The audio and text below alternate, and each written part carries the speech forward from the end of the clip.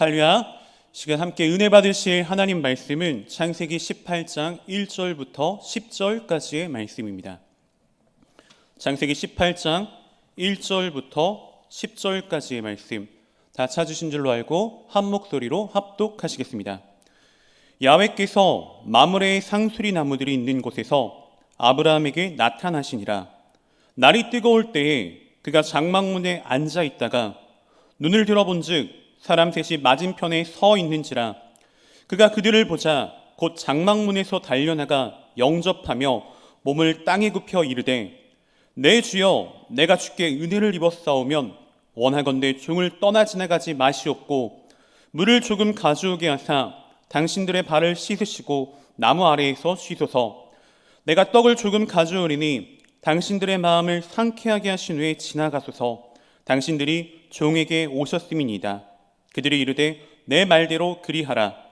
아브라함이 급히 장막으로 가서 사라에게 이르되 속히 고운 가루 세 쌀을 가져다가 반죽하여 떡을 만들라 하고, 아브라함이 또 가축대 있는 곳으로 달려가서 기름지고 좋은 송아지를 잡아 하인에게 주니 그가 급히 요리한지라. 아브라함이 엉긴 젖과 우유와 하인이 요리한 송아지를 가져다가 그들 앞에 차려놓고 나무 아래에 모셔섬에 그들이 먹으니라. 그들이 아브라함에게 이르되 내 아내 사라가 어디 있느냐? 대답하되 장막에 있나이다. 그가 이르시되 내년 이맘때 내가 반드시 내게로 돌아오리니 내 아내 사라에게 아들이 있으리라 하시니 사라가 그 뒤 장막문에서 들었더라. 아멘. 저는 오늘 본문의 말씀을 근거로 아브라함이 복을 받은 비결, 아브라함이 복을 받은 비결이라는 제목으로 함께 귀한 은혜의 시간을 나누기 원합니다.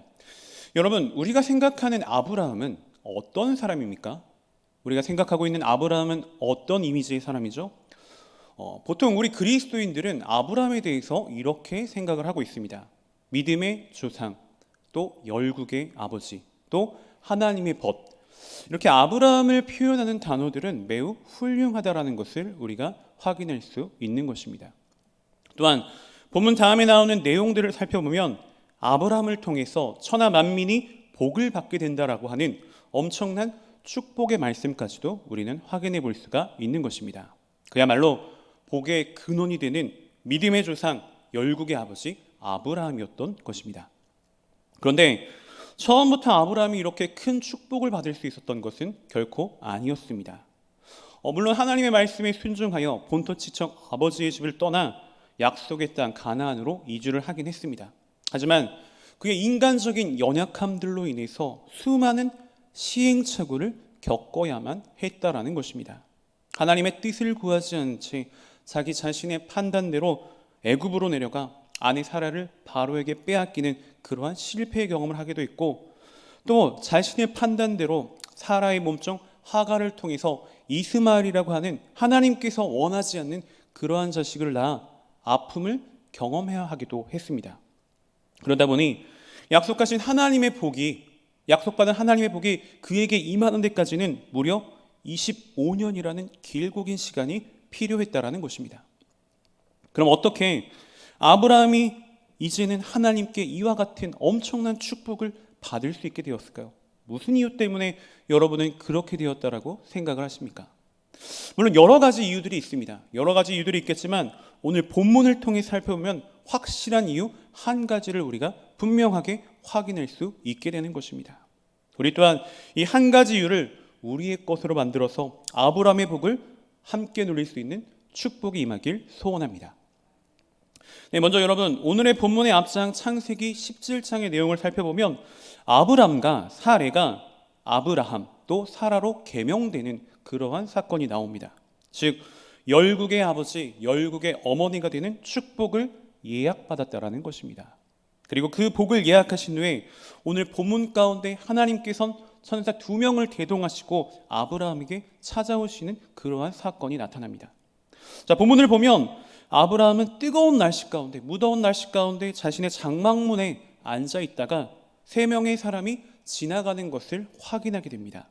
그리고 그들을 영접해서 아주 극진히 대접하는 그러한 모습을 보여주었다는 것입니다.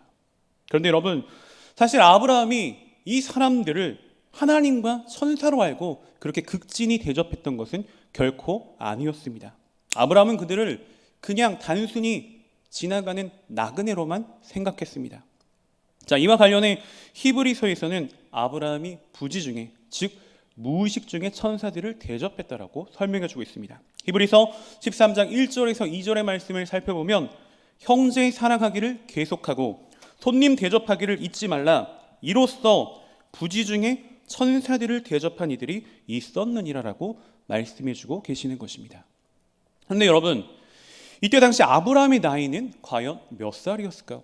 이때 당시 아브라함의 나이는 사실 몸을 움직이기도 귀찮은 99세라는 고령의 나이였습니다. 하지만 그럼에도 불구하고 아브라함은 나그네를 보고 곧장 달려가서 그들을 극진히 맞이했습니다. 그리고 몸을 굽혀 나그네를 자신이 할 수 있는 최고의 대접을 했다라는 것입니다. 자, 여러분, 아브라함은 어떤 사람입니까? 많은 식솔들을 거느린 대부족의 족장이었습니다. 하지만 아브라함은 이 거대한 족장으로서 거만한 모습을 보인다거나 교만한 모습을 조금도 보이지 않았습니다. 종과 같이 자신을 낮추면서 나그네를 극진하게 모셨다라는 것입니다. 그런데 여러분, 사실 아브라함이 거주했던 그 고대 근동의 지역은 낮에는 너무나도 무더운 뜨거운 기후의 지역이었습니다.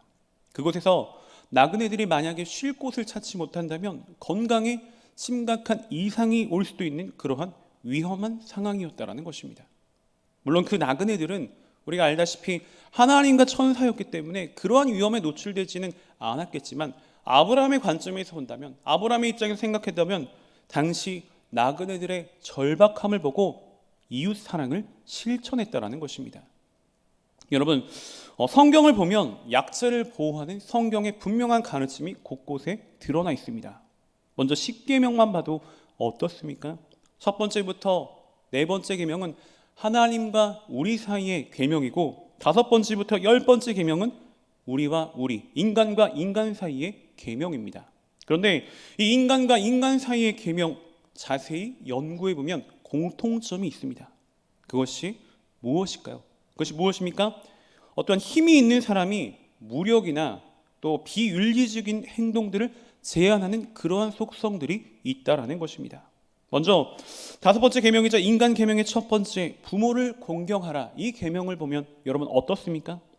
당시 이스라엘 백성들에게 부모를 공경하라는 것은 오늘날 단순히 부모님께 효도해라, 이러한 말씀과는 큰 차이가 있는 것입니다. 10계명에서 나오는 내 부모를 공경하라의 공경하다는 히브리어로 카베드라고 하는 단어를 사용합니다. 그런데 이 카베드라고 하는 단어는 사전적으로 누구에게 무게를 두다, 그리고 누구를 중요한 분으로 대하다라는 뜻을 담고 있습니다. 그래서 부모를 공경하라라고 하는 것은 부모님을 가볍게 여기지 말고 부모님을 아주 중요한 분으로 모셔라 하는 뜻이 담겨져 있는 것이죠. 그런데 고대 근동에서 히브리어 카베드는 부모님을 중요하게 여길 뿐만이 아니라 보다 구체적으로 자신의 부모님을 지속적으로 봉양하는 것까지 내포하고 있습니다.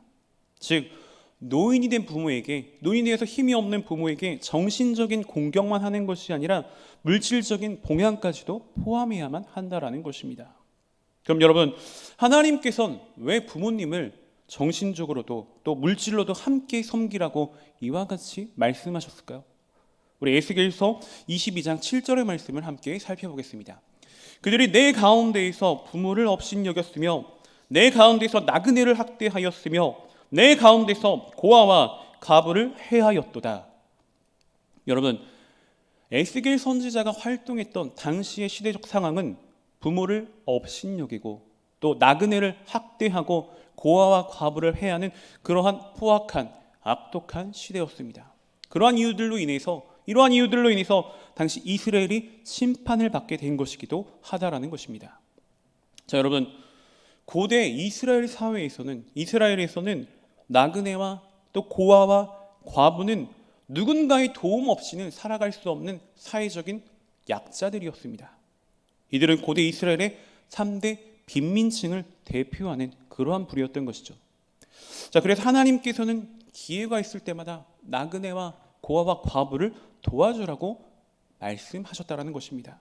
그런데 여기서 부모도 나그네와 고아와 과부처럼 함께 묶여서 표현하고 있다는 것입니다.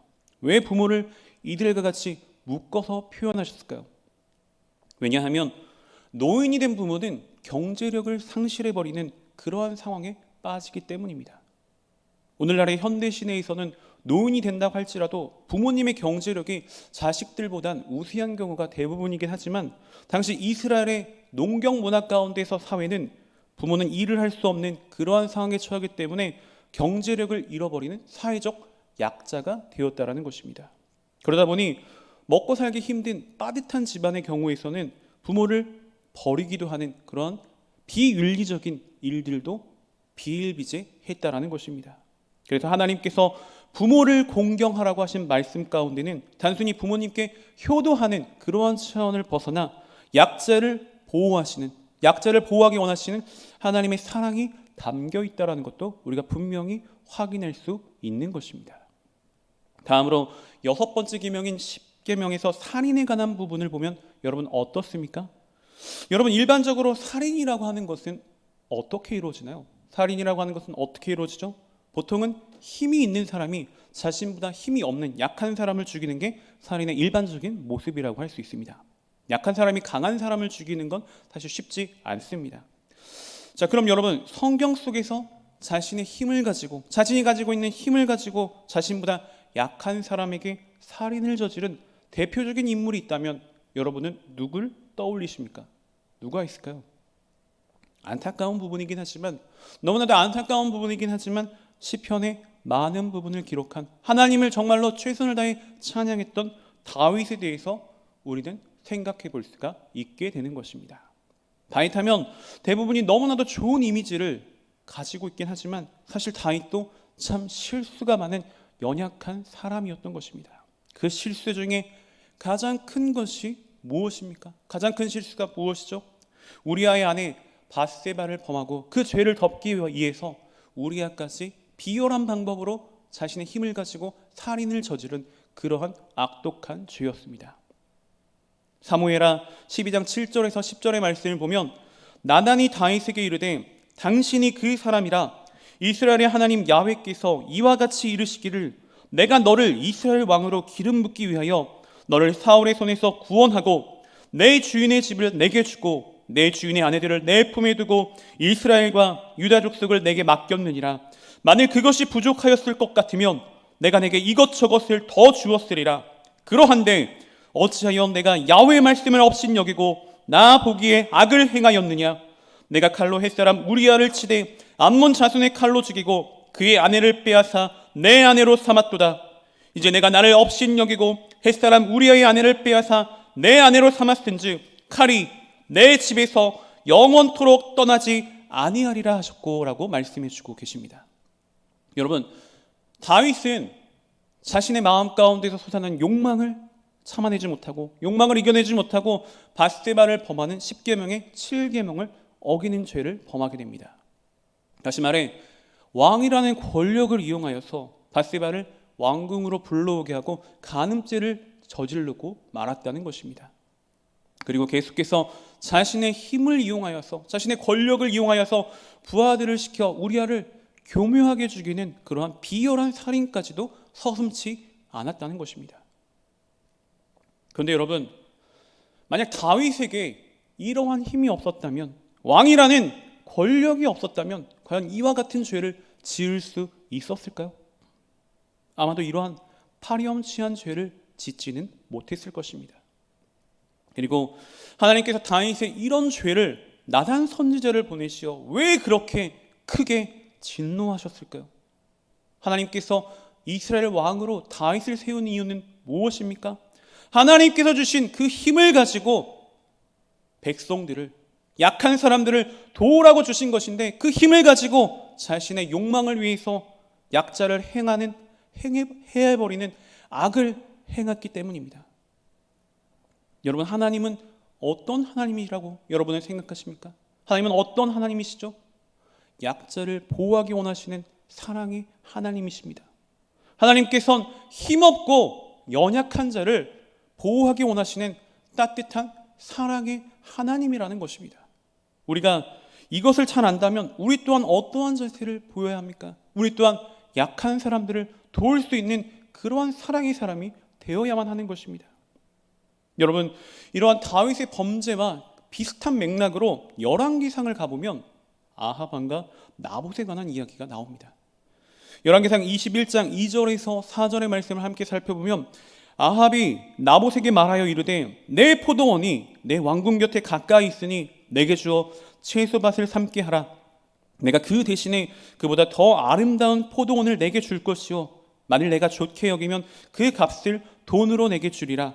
나봇이 아합에게 말하되 내 조상의 유산을 왕에게 주기를 야훼께서 금하실지로다 하니 이스라엘 사람 나봇이 아합에게 대답하여 이르기를 내 조상의 유산을 왕께 줄 수 없다 하므로 아합이 근심하고 답답하여 왕궁으로 돌아와 침상에 누워 얼굴을 돌리고 식사를 아니하니라고 말씀해 주고 계십니다.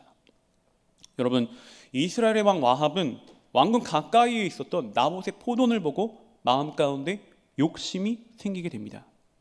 나봇에게 그래서 이 포도원을 팔아달라고 요구하며 이보다 더 아름다운 포도원을 보상해 주던가 아니면 돈으로 값을 지불하겠다라고 말을 했습니다. 하지만 나봇은 어떻게 말을 합니까? 조상의 유산을 파는 것은 하나님께서 금하신 것이기 때문에 절대 팔 수 없다라고 이런 지하에 거절을 해버립니다. 그러자 아합은 어떻게 하나요? 거절당한 그 마음의 답답함과 근심이 찾아와서 자신의 집으로 돌아와 식사도 하지 않고 침상에 누워버리는 그러한 모습을 보이게 됩니다. 그러자 이러한 아합 왕의 모습을 본 그의 아내 이세벨은 무엇이라고 말을 하죠? 열왕기상 21장 7절에서 10절의 말씀을 살펴보면 그의 아내 이세벨이 그에게 이르되 왕이 지금 이스라엘 나라를 다스리시나이까? 일어나 식사를 하시고 마음을 즐겁게 하소서. 내가 이스라엘 사람 나봇의 포도원을 왕께 드리리다 하고 아합의 이름으로 편지들을 쓰고 그 인을 치고 봉하여 그의 성읍에서 나봇과 함께 사는 장로와 귀족들에게 보내니 그 편지 사연에 이르기를 금식을 선포하고 나봇을 백성 가운데 높이 앉힌 후에 불량자 두 사람을 그의 앞에 마주 앉히고 그에게 대하여 증거하기를 내가 하나님과 왕을 저주하였다 하게 하고 곧 그를 끌고 나가서 돌로 쳐 죽이라 하였더라라고 말씀해주고 계십니다. 여러분, 이것이 무엇인가요? 이것이 무엇입니까? 먼저 이세벨은 왕의 이름으로 편지를 쓰게 해서 나봇과 함께 사는 장로와 귀족들에게 보내도록 했습니다. 그런데 그 편지의 내용은 어떤 내용이죠? 그 편지의 내용은 무엇입니까? 불량자들을 2명 사서 돈을 주고 불량자를 사서 10계명의 9번째 계명 거짓 증거를 유도하는 그러한 일을 만들었다는 것입니다. 자, 이후의 내용을 보면 실제로도 장로와 또 귀족들은 왕이라고 하는 그 힘에 순응할 수밖에 없게 되죠. 그 힘에 따라서 편지에서 시키는 대로 그대로 따르게 됩니다. 다시 말해 불량배를 돈을 주고 사서 나봇에게 하나님을 저주했고 왕을 저주했다라는 누명을 씌우고 돌에 맞아 죽게 만들었다는 것입니다. 여러분, 여기서도 보면 어떻습니까? 여기서도 보면 어떤가요? 왕이라는 그 힘을 이용하여서 하나님께서 내려주신 그 힘을 이용하여서 거짓 증거라는 9계명을 어기게 만들고 또 6계명인 살인까지도 저지르게 만들었다는 것입니다. 이런 죄를 지으니 하나님께서 주신 힘을 가지고 이런 악독한 죄를 지으니 하나님께서는 가만히 계실 수가 없었습니다. 곧장 엘리야 선지자를 아합에게 보내십니다. 열왕기상 21장 17절에서 19절의 말씀을 살펴보면 야훼의 말씀이 디셉 사람 엘리야에게 임하여 이르시되 너는 일어나 내려가서 사마리아에 있는 이스라엘의 아합 왕을 만나라. 그가 나봇의 포도원을 차지하러 그리로 내려갔나니 너는 그에게 말하여 이르기를 야훼의 말씀이 내가 죽이고 또 빼앗았느냐 하셨다 하고 또 그에게 이르기를 야훼의 말씀이 개들이 나봇의 피를 핥은 곳에서 개들이 내 피 곧 내 몸의 피도 핥으리라 하였다 하라 하고 말씀해 주고 계십니다. 여러분, 자신의 힘을 하나님께서 주신 그 힘을 잘못 사용한 아합에게 내려진 심판은 무엇입니까?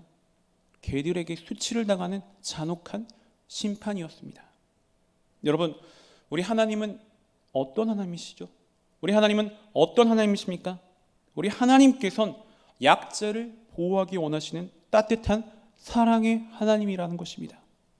오늘 본문 가운데 아브라함이 약속된 복, 하나님께서 주시겠다 약속된 복을 실제 자신의 것으로 받을 수 있었던 이유는 무엇입니까? 실제의 복으로 받을 수 있었던 이유는 무엇이죠? 따뜻한 사랑의 실천이 있었기 때문입니다. 그냥 마음속에 있는 믿음만 가지고서, 마음 가운데 자리 잡은 믿음만 가지고서 그가 실제 복을 누릴 수 있었던 것이 아닙니다.